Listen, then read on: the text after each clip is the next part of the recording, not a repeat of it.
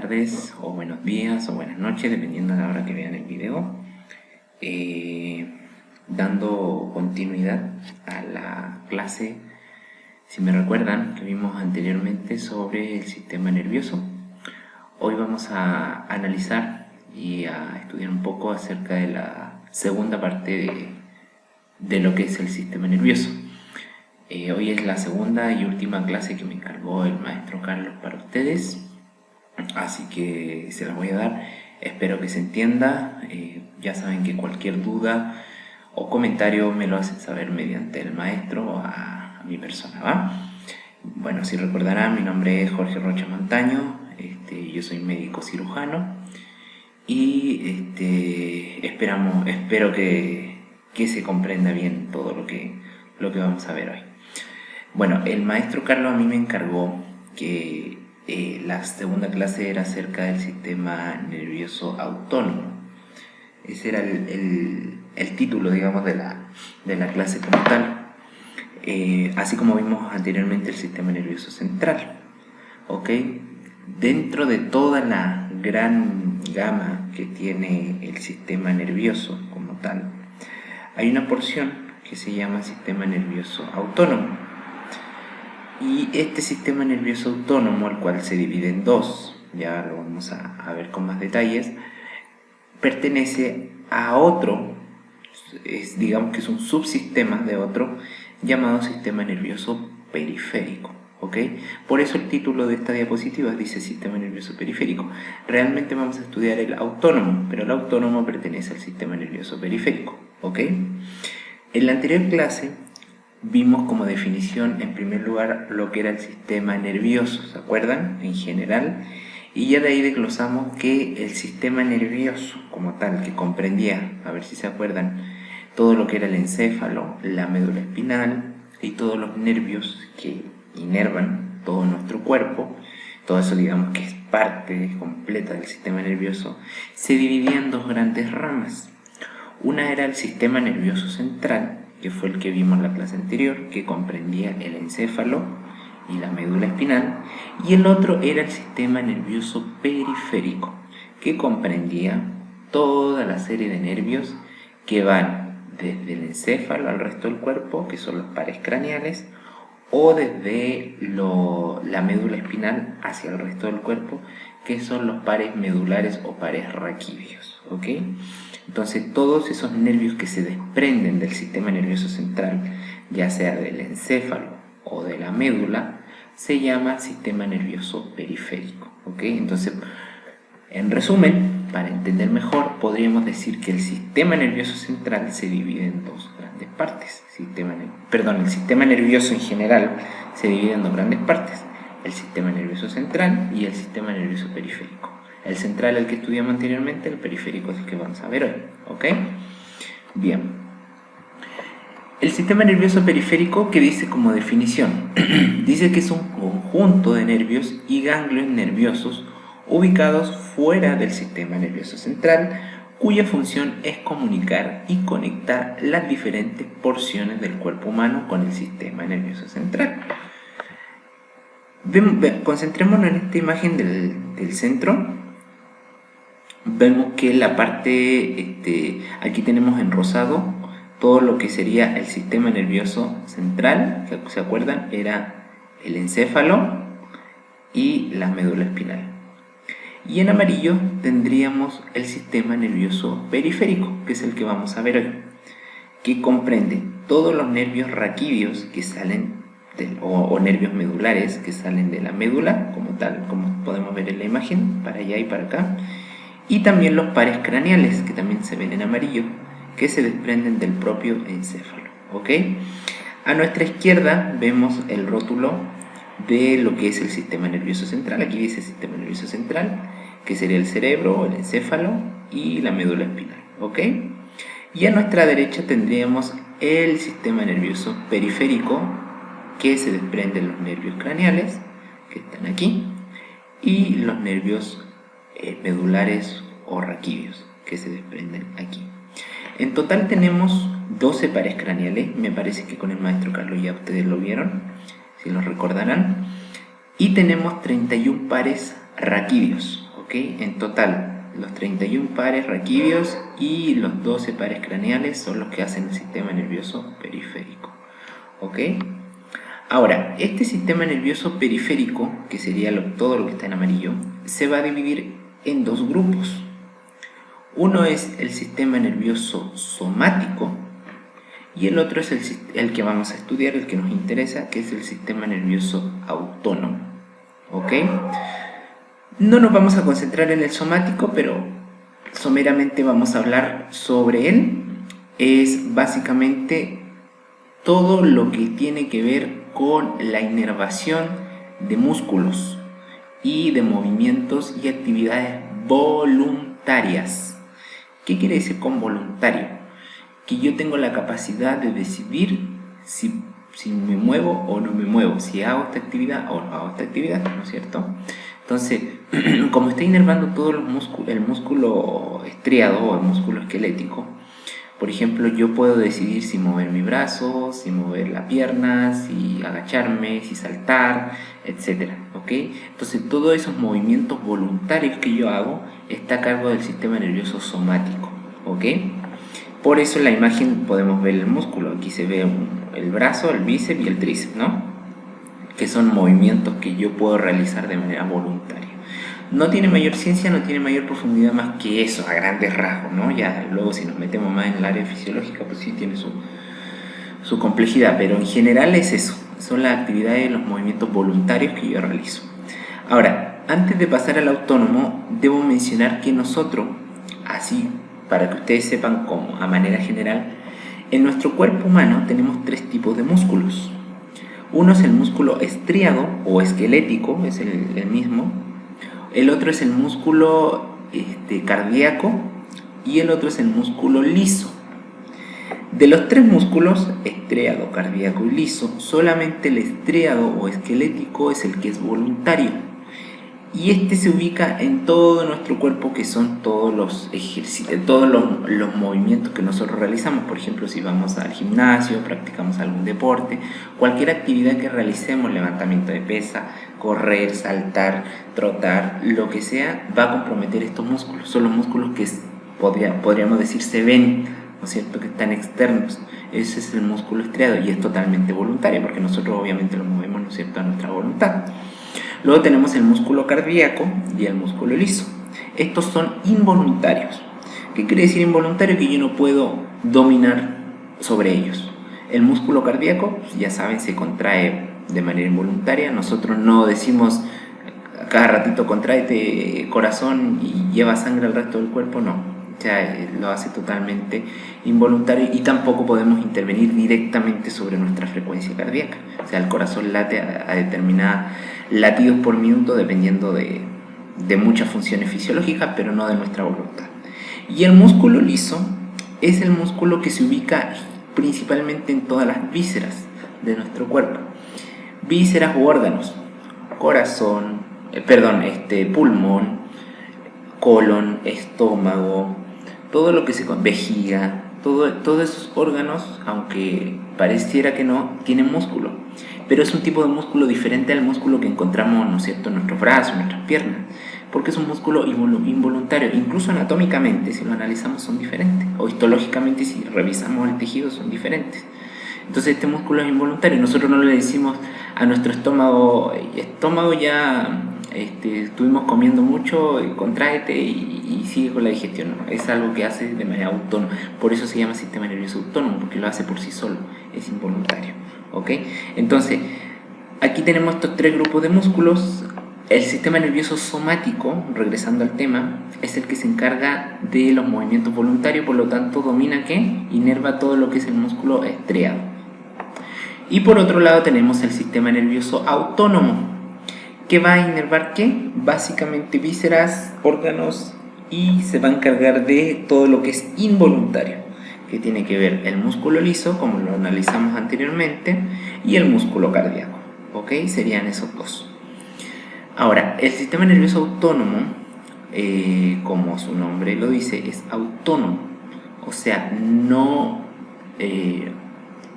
como había dicho anteriormente, no No tenemos la capacidad de decidir sobre qué función activar y qué función desactivar. Es algo que se realiza solito. Es algo vegetativo, que se llama. O sea, por sí solo cumple su función. Y bueno, vamos viendo la siguiente diapositiva a ver qué aparece, porque vemos que el sistema nervioso autónomo se divide en dos grupos. Vamos a analizarlo. Espero que hasta aquí haya quedado claro. Ahora, yéndonos de aquí, del sistema nervioso autónomo, ya agrandando y viendo una definición, sistema nervioso autónomo que nos dice parte del sistema nervioso periférico que controla las funciones vegetativas e involuntarias del cuerpo humano, como lo había mencionado, y se divide en dos subsistemas que son contrarios o excluyentes,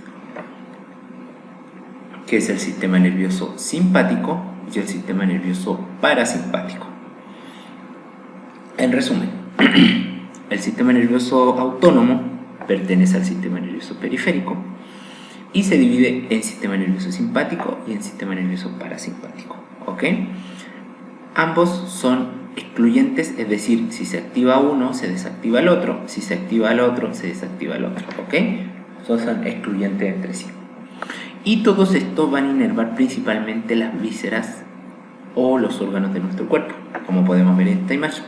El pulmón, el corazón, el hígado, el colon, el estómago, la vejiga, etc. Ahora, como hacen funciones contrarias, ya se imaginarán, vamos a poner un ejemplo antesala, antes de profundizar en estos dos.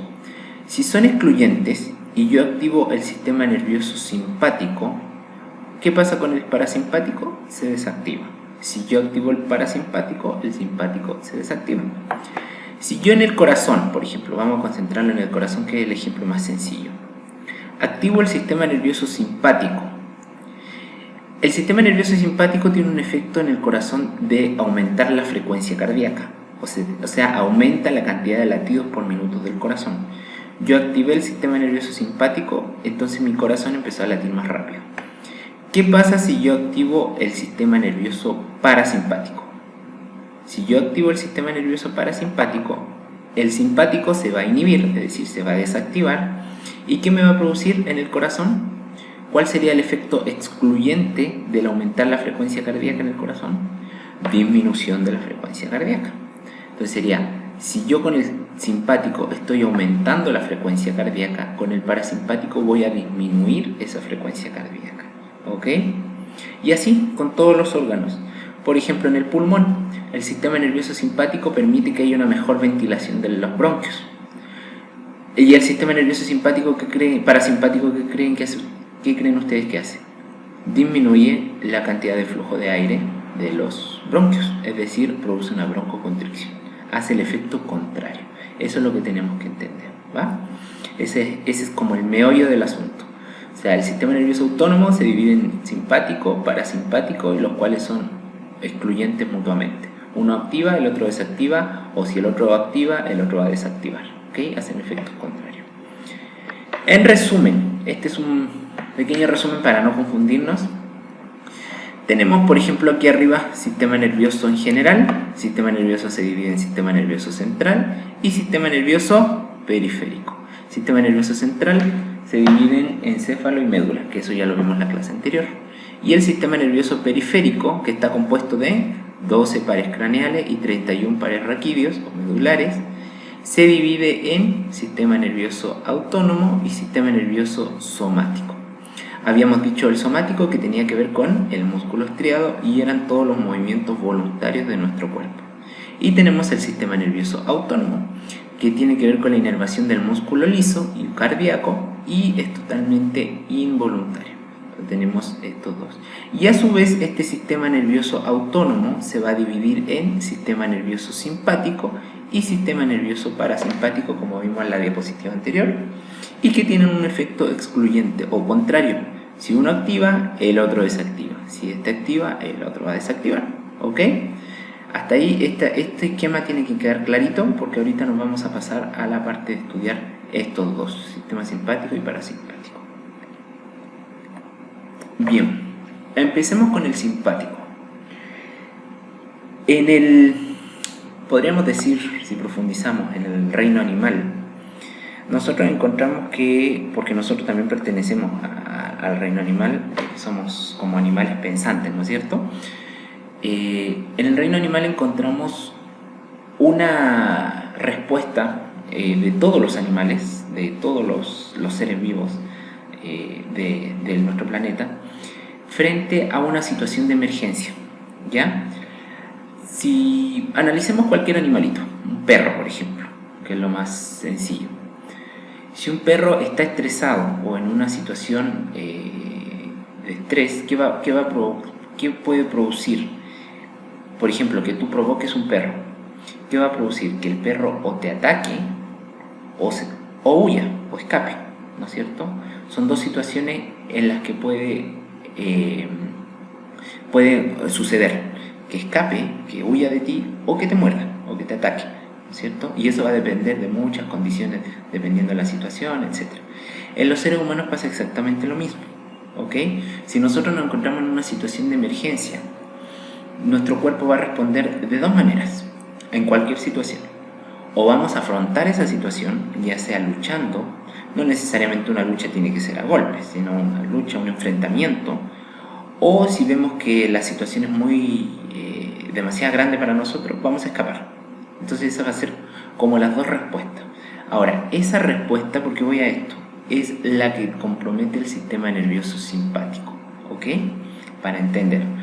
¿Qué quiere decir? El sistema nervioso simpático prepara al cuerpo humano para situaciones de emergencia.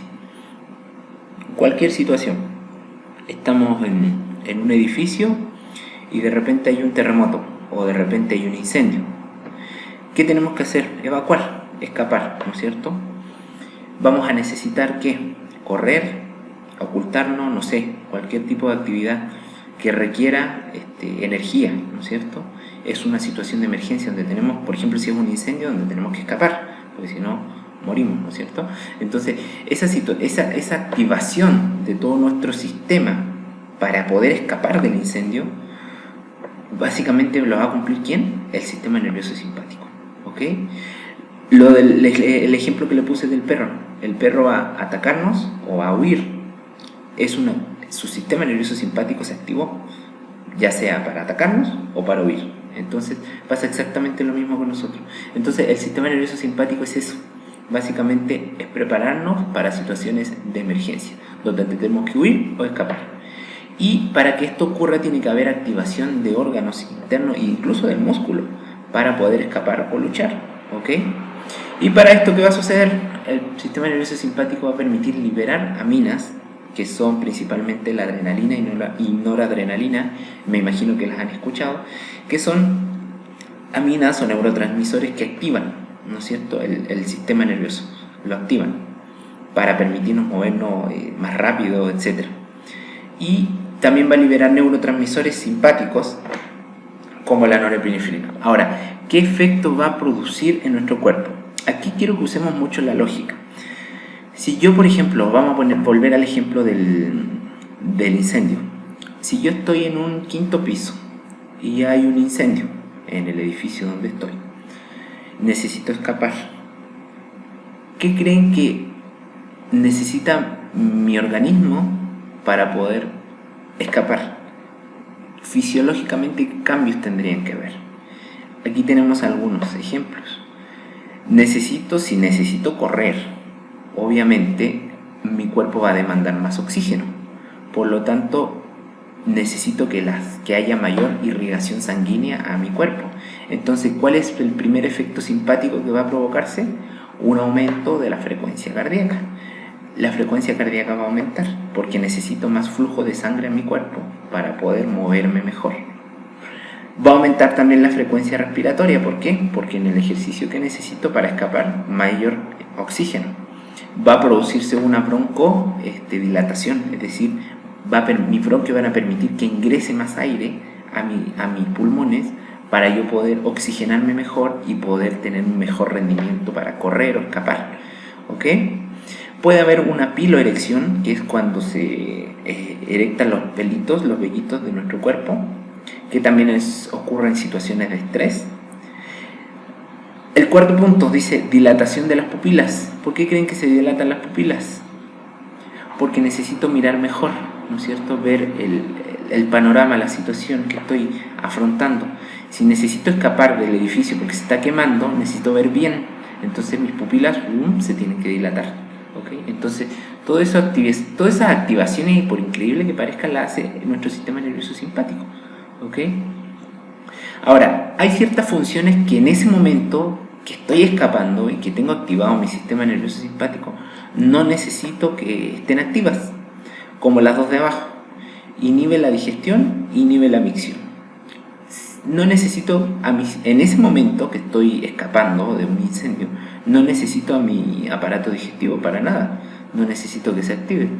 Entonces, ¿qué pasa con el simpático? Lo inhibe, lo disminuye su actividad, su función. Lo mismo pasa con la vejiga, no necesito en ese momento ni ir al baño, ni ir a orinar, ni nada, entonces también se inhibe la función, ¿ok? Entonces todos esos cambios fisiológicos que se llaman son los que hace el sistema nervioso simpático, ¿ok? Ahora, grabémonos este panorama y vamos a estudiar el parasimpático. ¿Qué creen ustedes que pasa? Totalmente lo contrario, ¿ok? Vamos a la siguiente diapositiva y vemos que el sistema nervioso parasimpático hace el efecto contrario del simpático.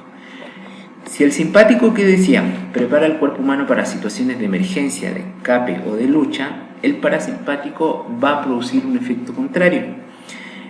Va a preparar al cuerpo, ¿pero para qué? Para conservar y regular energía y funciones fisiológicas, es decir, podríamos decir en otras palabras como para el descanso.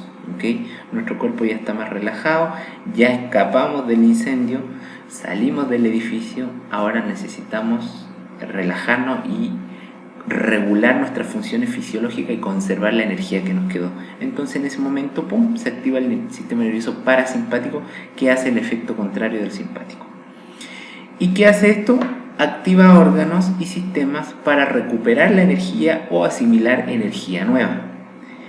Y también funciona con neurotransmisores.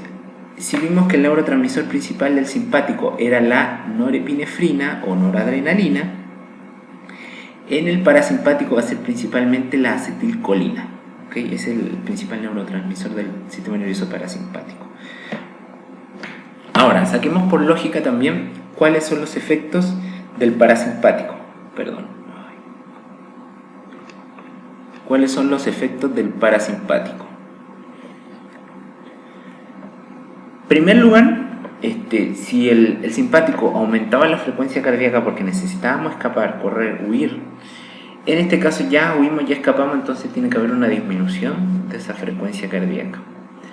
También el efecto contrario a nivel respiratorio, ¿cuál sería? Una disminución de la frecuencia respiratoria, porque ya mi cuerpo se calmó, entonces ya no necesito ese gran aporte de oxígeno, sino un aporte de oxígeno normal, como el que estaba teniendo. Entonces disminuyo mi frecuencia respiratoria. Ya no necesito los bronquios tan dilatados para recibir cantidades grandes de oxígeno, entonces provoco una broncoconstricción para tener un flujo de oxígeno y de aire, pues como tenía en un principio, normal. Ya no necesito ver con unas pupilas súper dilatadas para poder captar bien el panorama. Entonces, ¿qué pasa ahora? Ya mis pupilas se pueden contraer a un estatus normal, como estaban. Ya como estoy relajado, ya puedo conservar, ya regulé mis funciones fisiológicas anteriores, ya conservé la energía que me quedaba, entonces ya puedo asimilar también nueva energía. Entonces, ¿qué pasa? ¿Qué pasa con la función digestiva? Se vuelve a activar, al igual que la función, la micción, todo lo que es la función de los riñones y vejiga, urinario. Entonces ya puedo comer y mi digestión ya se va a regular y a normalizar, ¿ok? Entonces todas esas funciones, si nos damos cuenta y analizamos y comparamos las dos diapositivas, vemos que son efectos totalmente contrarios entre uno y otro. Podemos verlo en la digestión. El simpático inhibía la digestión, el parasimpático mejora o aumenta la digestión, ¿ok? Y para fin, espero que hasta aquí haya quedado claro. No es algo complicado. Si se fijan, muchas cosas se pueden sacar por lógica y es importante tener claro el esquema de cómo está formado. Sistema nervioso periférico, somático, autónomo, el simpático y un parasimpático. Y acá en la última diapositiva vamos a ver un ejemplo, como lo que estuvimos viendo, de las activaciones de los diferentes panoramas. Vemos, por ejemplo, el sistema nervioso parasimpático a nuestra izquierda y el sistema nervioso simpático a nuestra derecha. Y aquí en el centro vemos nuestro sistema nervioso central, que es el encéfalo y la médula, ¿no es cierto? De aquí se desprenden todos los nervios craneales y nervios raquídeos. Y vemos, por ejemplo, vamos a analizar uno por uno. El parasimpático va a contraer las pupilas, como habíamos dicho, ¿no es cierto? Y el simpático, que va a hacer, las va a dilatar. Va a va a estimular la salivación, el parasimpático. ¿Por qué? Porque prepara para la digestión, mientras que el simpático va a inhibir la salivación. Va a reducir el latido cardíaco, el parasimpático, mientras que el simpático va a acelerar, porque necesitamos correr o huir, va a acelerar el impulso cardíaco. A nivel de pulmones, el simpático va a relajar los bronquios, es decir, los va a abrir para poder recibir más oxígeno, mientras que el parasimpático los va a contraer los bronquios para recibir menos oxígeno. A nivel digestivo, va a estimular la actividad digestiva en general el parasimpático, porque ya no necesitamos huir o escapar, sino asimilar energía nueva. Entonces estimulamos la actividad digestiva. Mientras que cuando necesitamos escapar, el sistema nervioso simpático va a inhibir la actividad digestiva. ¿Ok? A nivel hepático y de vesícula vemos que el sistema nervioso parasimpático va a estimular la vesícula y las funciones hepáticas, mientras que el simpático va a inhibir esta activación. ¿Ok?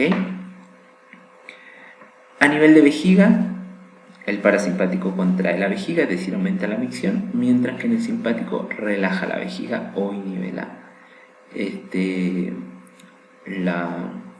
la micción.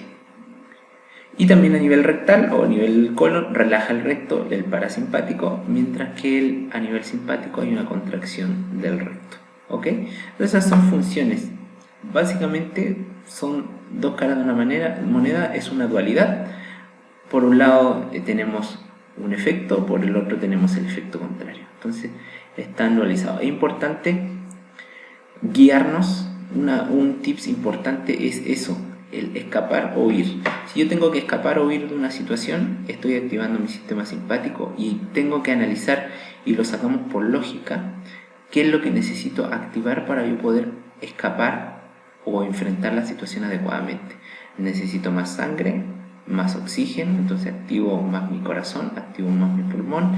No necesito funciones digestivas, entonces inhibo el estómago, el colon, todo el aparato digestivo. Necesito ver bien, dilato mis pupilas.